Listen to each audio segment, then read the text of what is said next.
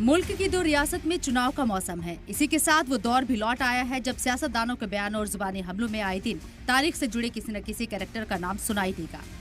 लेकिन एक नाम ऐसा है जो हर चुनाव में 352 साल बाद भी अचानक जिंदा हो जाता है। वो नाम है औरंगजेब का। आगे बढ़े उससे कबल सुनिए AIMIM चीफ और हैदराबाद के भाईजान असदुद्दीन ओवैसी का वो बयान जिसके बाद औरंगजेब एक बार फिर जिंदा हो गया है। तेरा नाम लेकर जिहाद का नाम लिया जा रहा है, धर्म युद्ध का नाम लिया जा रहा है। क्या ये इलेक्शन कानून के खिलाफ नहीं है?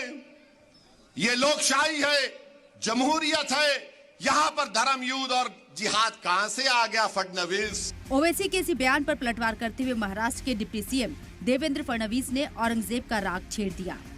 अरे औरंगजेब तो आक्रमणकारी था, उसने हम पर आक्रमण किया था, इसलिए सुन ले ओवैसी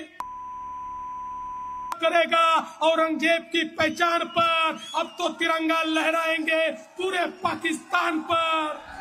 इससे कबल झारखंड के कोडरमा में यूपी के CM योगी आदित्यनाथ ने भी औरंगजेब का जिक्र करते हुए क्या कुछ कहा था, सुनिए। आलमगीर आलम थे औरंगजेब, देश को लूटा था उसने, देश के पवित्र मंदिरों को नष्ट किया था उसने।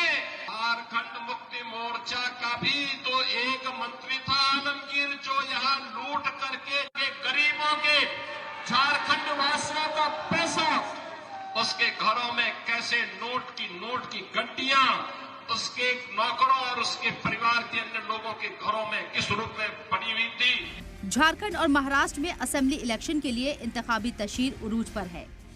महाराष्ट्र में एक ही मरहले में 20 नवंबर को वोट डाले जाएंगे तो झारखंड में 13 और 20 नवंबर को वोटिंग होगी।